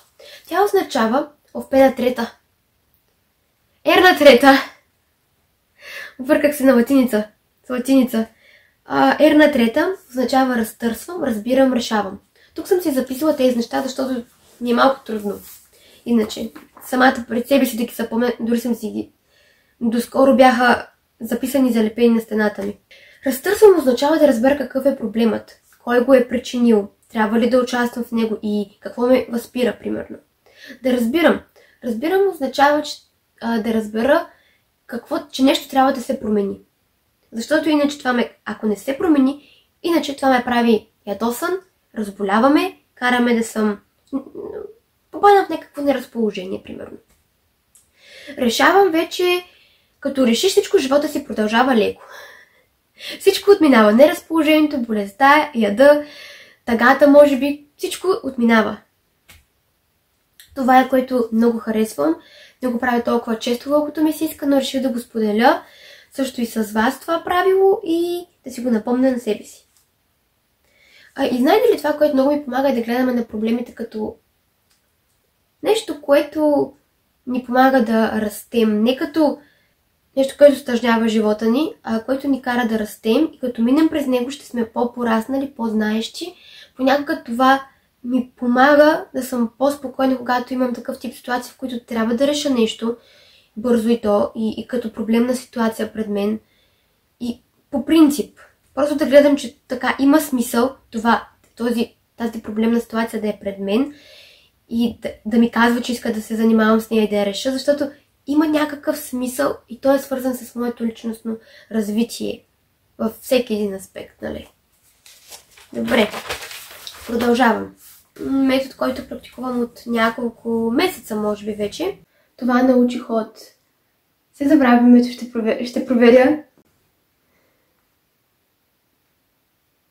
От Джей Шети. Често гледам негови reels, които качва в Instagram. Изключително полезни и интересни. Не се сещам, ще намеря този отказ от другото видео и ще го сложа. Той сподели този метод да кажеш всеки ден да казваш на себе си следното. Той мисля, че някъде го записа, ако си спомням правилно. И е следното. Аз обичам себе си, защото. И трябва всеки ден да си казваш това и да пишеш защо обичаш себе си. Но тъй като на мен не ми се пише, реших, че просто ще си го казвам.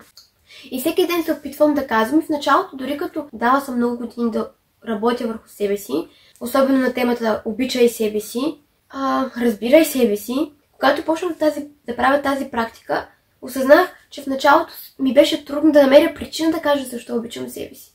Което означава, че разбира се имам да работя още върху себе си. Аз знам това, че как да се изразя по-точно, все още имам какво да дам на себе си, за да покажа, че се обичам.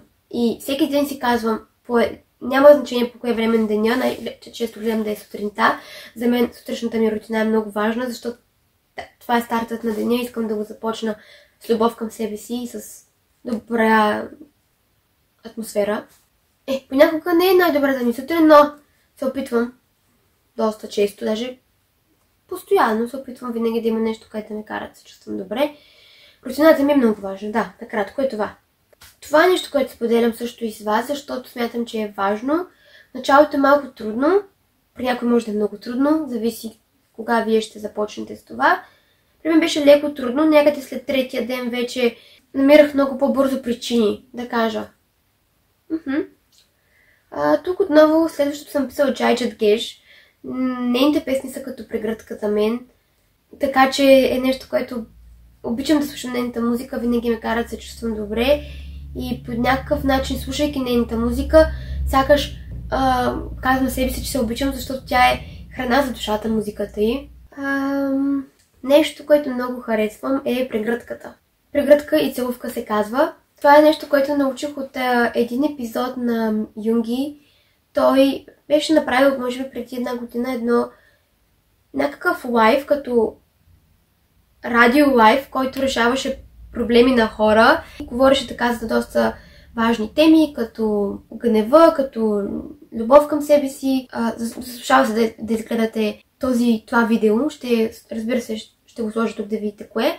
어릴 적에는 저는 특히나 이제 사랑 관련된 곡을 많이 안 썼는데 그게 제가 너무 그 단어를 직접적으로 쓰는 걸 굉장히 낯간지로 했던 그런 시절이 있었는데 근데 뭐 많은 사람들을 사랑하면서 삽시다 우리 미워하지 말고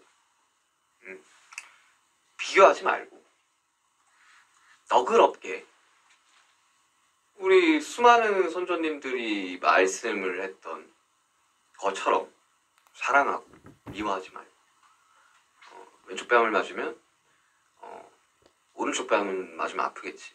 맞고 그냥 아프다 하고 넘어가면 너 때리면 안 되지. 때리면 안 돼. 근데 그냥 조금 너그러졌으면 좋겠어요. 그러니까 요즘 시대가 너무 이렇게 빠른 시대잖아요. 많은 정보들이 유입이 되기도 하고 나가기도 하고. 그리고 이야기했죠. 모든 사람은 외롭기 때문에 소속감을 느끼려고 합니다. 그 소속감을 이제 직접적인 오프라인에서 소속감을 느끼는 사람이 있고 온라인에서 느끼는 사람도 있는데 저는 가급적이면 오프라인에서 소속감을 느끼는 계기를 좀 만들었으면 좋겠어요. 그러니까 근데 많은 사람들이 그렇게 이제 살아가고 있잖아요. 정말 얼굴 한번 본 적 없고 사람이 나이가 몇 살인지 누군지도 모르는 익명 속에 있는 사람한테는 소속감을 느끼면서 가족과 친구한테는 소속감을 못 느끼는, 너무 아이러니하지 않습니까? 그러니까 우리는 현실을 살아야 된다는 거죠. 현재를 살아야 되고 이러한 이야기들을 많이 하지만 실천하기 어려운 것도 사실이긴 해요. 그래서 이제 그냥 우리 현재에 집중합시다. 지금에 좀 집중합시다. 우리는 지금을 살아가고 있으니까요. 과거는 돌이킬 수 없어요. 지울 수 없어. 그건 과거에 내가 했던 거야. 미래, 내가 타임머신 타고 갈 거 아니잖아요. 미래에 대한 걱정과 고민을 너무 많이 하는 건 미래에 내가 짊어져야 될, 그럼 미래에 나한테 맡겨야 되는 거지. 우리 현재에 집중하고 현재를 살아가고 현재에 만족감을 가지고 살면 됩니다. 남을 미워할 에너지는 독이에요, 독. 우리는 독을 좀 빼야 됩니다. 우리 모두 서로 사랑하고 아낍시다. 가끔씩 이렇게 나를 좀 안아줘요. 난 나를 사랑해. 난 나를 사랑해. 지금 다 보고 계시면 다 따라해요, 빨리. 나를 사랑해. 그렇게 하시길 바랍니다. 자, 사람과의 관계, романтик한 관계. Но ще има и линк, където ако искате може да го изгледате. Малко е дълго, но час и може би по 37 минути, нещо такова беше. Но разбира се, можете да гледате стъпка по стъпка, но се заслужава. И тогава той каза, че обича от време на време да прегръща себе си и да казва, че обича себе си, нали? I love myself. Да казва и да се прегръщате така. Дори и призова така всички хора, които го гледат, да направят същото. Определено разбирам защо тогава се срещнах с това видео и тогава искам да казвам всичко това, защото тогава научих за това, за този метод, метод ще кажа, или начин да кажеш на себе си, че се обичаш. И от тогава, вече може би година и нещо, постоянно правя това. Прегръщаш себе си просто, нали? I love myself. I love myself. Е такова нещо. Моментите, в които се чувствам зле и съм даун, чувствам се така неприятно. Много ми харесва да прегърна себе си, така да се прегърна и ме кара да се чувствам много по-добре. Разбира се, понякога казвам и I love myself. Казвам го на английски, защото ми е по-приятно, по-близко до мен така да се изразя. Но това е нещо, което научих и много ми харесва и реших да споделя с вас. Както виждате, някои неща сама съм откривала, други съм си взела от други хора, които по някакъв начин са споделили такъв тип информация. И съм си взела това и за мен работи и затова пък аз го споделям с вас. Така че това е хубавото на хората да говорим за тези теми, защото всички си взаимодействаме, споделяме с други хора и някак си това се разпространява по света, което е прекрасно, нали, такъв тип неща да се разпространяват. И да, миналата есен до сега много по-често правя тази прегръдка. Правя много по-често и ефекта наистина, усетих ефекта, едно такова прекрасно чувство, чак сега. И така, че наистина все по-силно вярвам, че не е важно е какво правиш към себе си, но още по-важно е наистина колко често правиш това, защото тогава има ефект. Ето аз толкова преди не се прегръщах толкова често, нали, това, защото видях, че един-два пъти не действа и после почнах на месец по един-два пъти само. И нормално е, че не виждах почти ефекта буквално. Но все пак продължавах, защото нещо в мен харесваше това да се прегърна. Няма нищо лошо в това. Караше ме да се чувствам добре и сега доста по-често всъщност. И миналата есен имах такива проблеми, където... Те не са проблеми, но изпаднах в едно такова състояние, в което започнах да се сравнявам и разбира се това ме накара да обичам сякаш по-малко себе си. Аз тогава си казах, не, няма да изпадам в същите моменти като преди 5-6 години. Толкова много съм се старала, толкова много неща съм и научила, ще си практикувам всичко и тогава някак си започнах да правя това много по-често и виждах резултата и ме караше изключително хубаво да се чувствам. А във времето си го модифицирах малко с целувка, затова е хиксо-хиксо. Просто прегръщаш се така, може да си кажеш I love myself. Изключително важно е, когато се прегърнем така, наистина да усещаш допира и нежността. Това е много важно. Не просто да се прегръщаш и да не усещаш.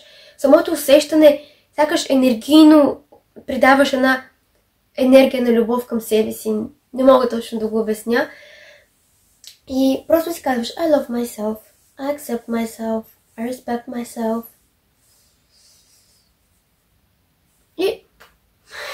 И една целувка, аз съм си го измислила, малко е кринч, но пък ме кара да се чувствам добре, така че колкото и да ми е кринч да го споделям, защото пък някой може също да е по-близко до него това и с целувката и с прегръдката, нали?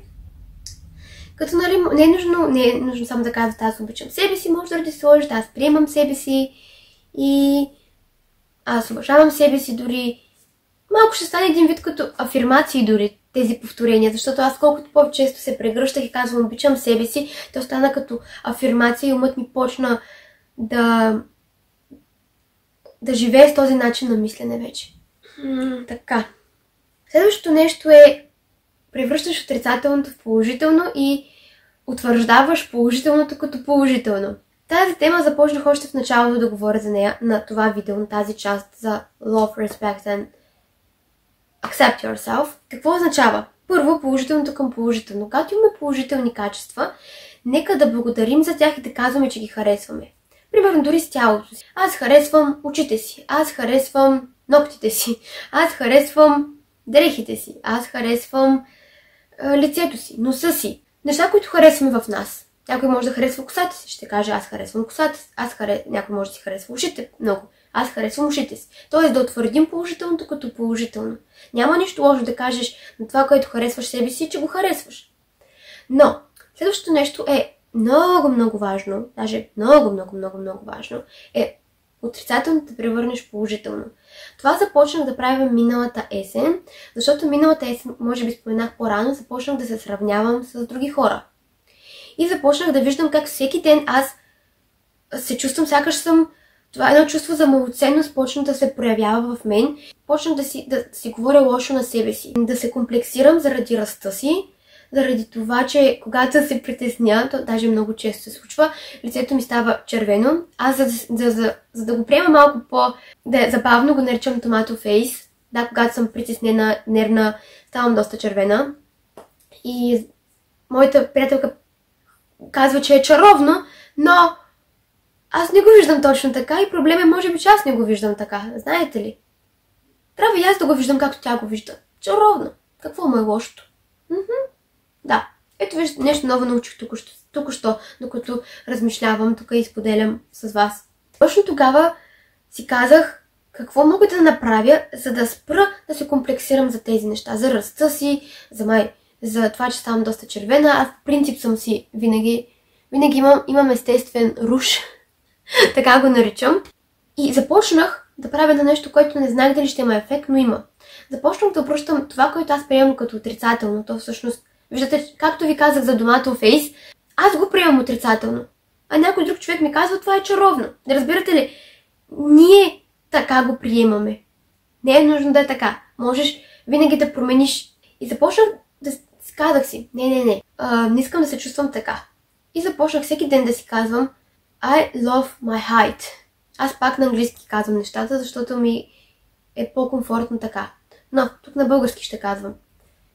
И не защото съм много добра на английски, просто така го чувствам по-комфортно до себе си. Не знам защо. И казвам, примерно, ако е за ръста. Това е често срещано според мен. Тогава започнах да обръщам тези отрицателни неща в положителни. Казвам си, аз обичам ръста си. Английски звучи по-добре. Може би заради това съм избрала английски. Аз харесвам моето доматено лице. Да, така си го наричам аз понякога. И всъщност след вече от една година, вече сме есен, октомври, то някъде минали октомври ми се случи това. Така че една година след това има резултат, за това смело мога да кажа, че е по-добрият вариант да превръщаш отрицателното в положително. Аз започнах така, да казвам, че ги обичам тези неща. Обичам ръста си, обичам лицето си, обичам пъпките си, обичам кожата си, примерно, и така нататък. Много по-добре се чувстваш, но пак, както казвам, е много важно да си го казваш това всеки един ден, защото той един вид е като комплекс за теб. И ти помага изключително много да подхранваш чувството си за малоценност. А за да не го подхранваш, обръщай го.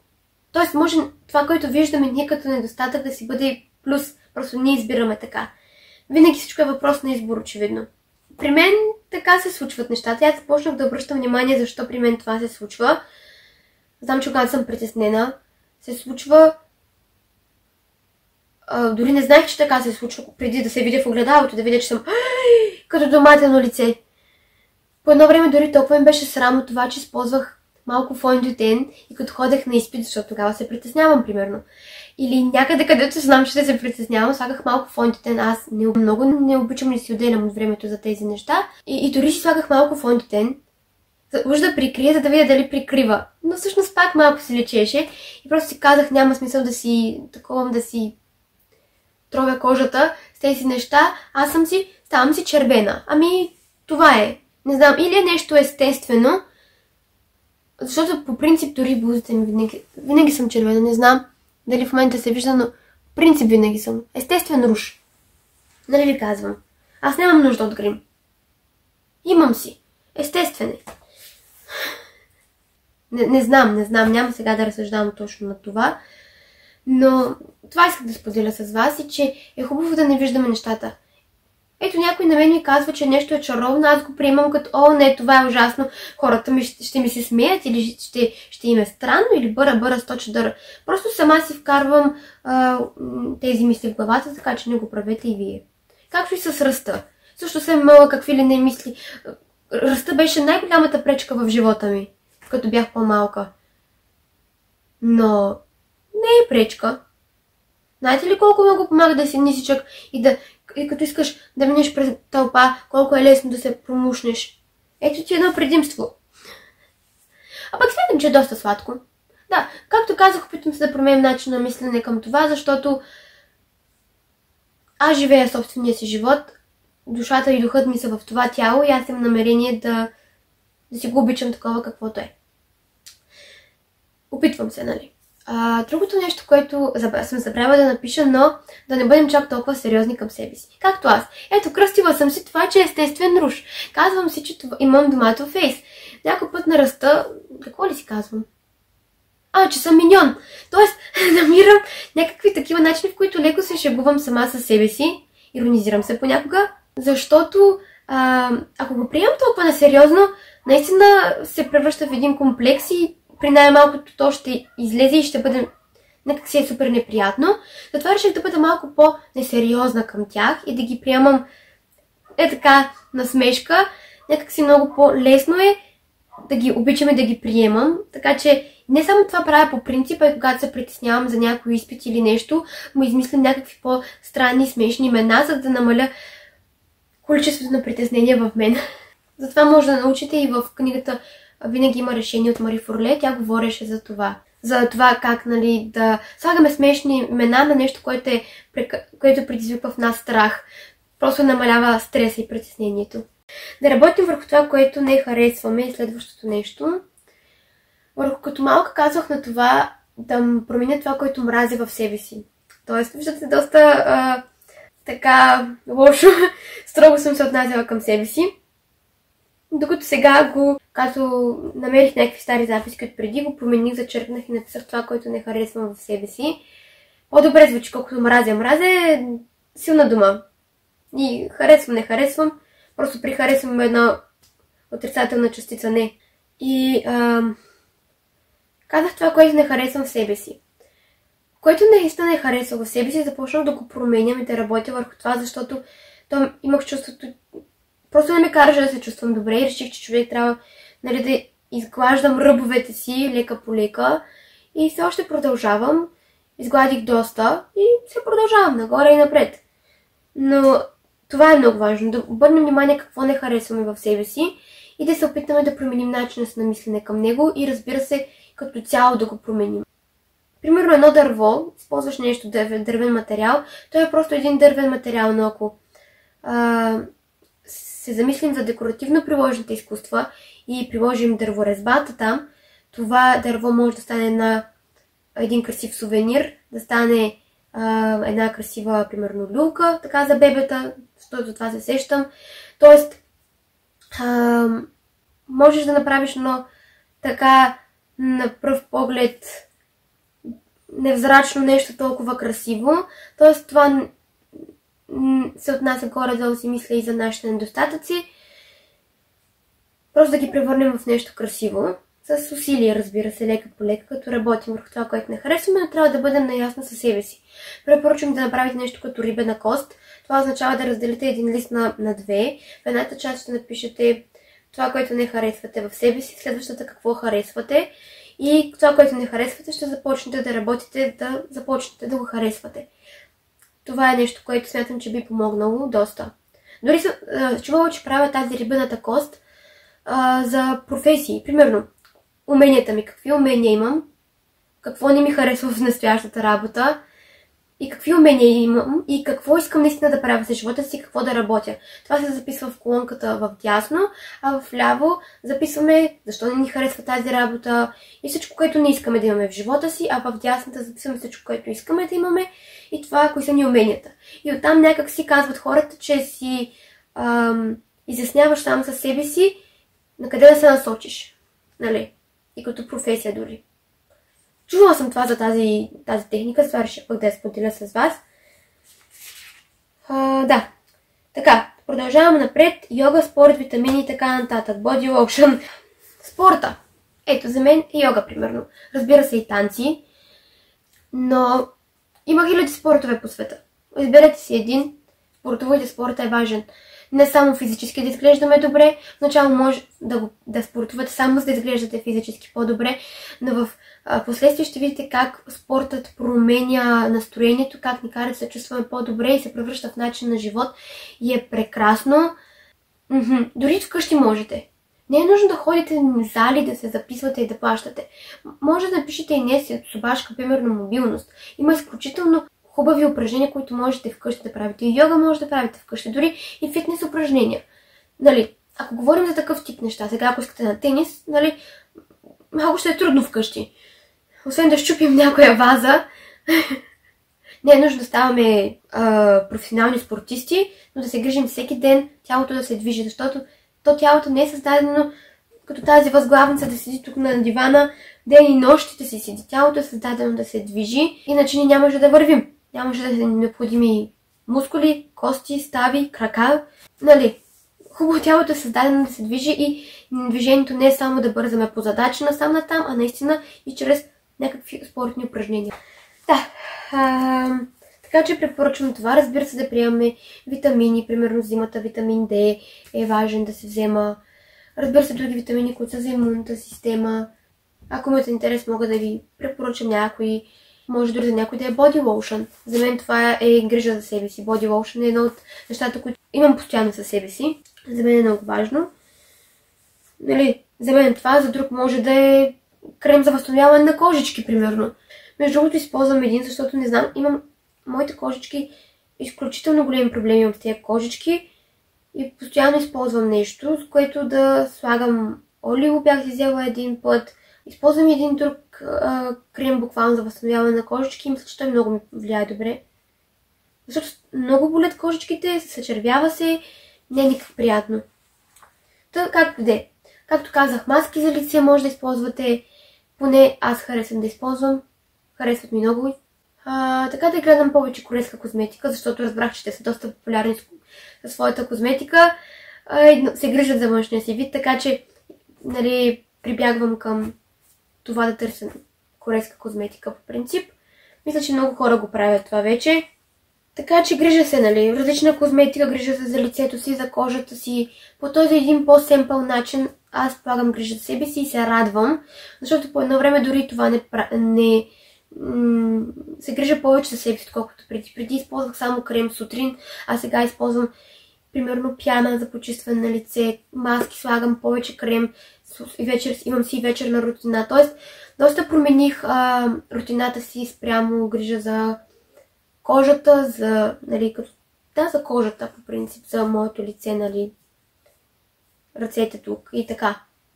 Което ми харесва. Харесва ми да полагам грижа за себе си, нали, да се грижа по този начин за себе си. Някак си е един вид малко да се разгледи човек, го приемам аз, но приятно да се грижиш така. Чувството е друго. Да полагаш не прекалено много грижа. Живота е баланс. Аз казвам, че йога е живота, а живота е баланс. Т.е. йога означава, че е баланс. Така че трябва да има баланс във всичко. Не трябва прекалено пък много да се грижиш, за да се обсебваш и да се превърне в обсесия, но пък изключително пък изобщо да не се грижиш. Един такъв баланс, наистина да полагаш грижи и да усещаш, че се чувстваш добре със себе си. Правя и йога фейс, йога за лице всъщност, като напоследък признавам се, че не съм този един месец не съм правила много.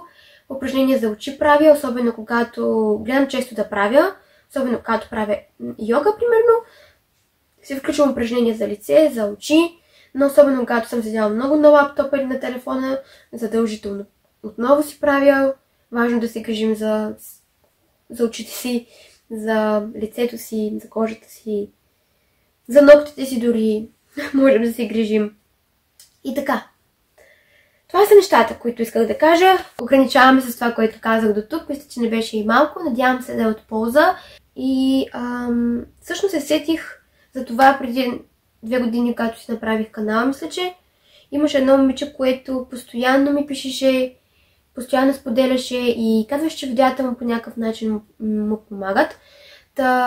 Отдавна не съм се чувала с нея и нали, ако наистина гледа това видео или да, ще се радвам да по някакъв начин да се свържеш, да знам, че си добре. Нали, какво се случва с живота ти? Беше първият човек, който имаше изобщо интерес към видеята ми и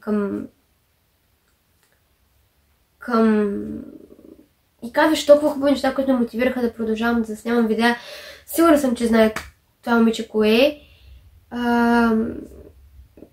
Преди вече 2 години ще е минало тогава, сигурно, година и половина, хайде.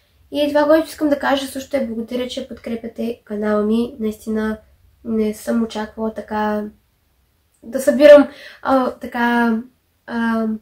аудитория. Радвам се. Съм благодарна, че подкрепяте канала ми.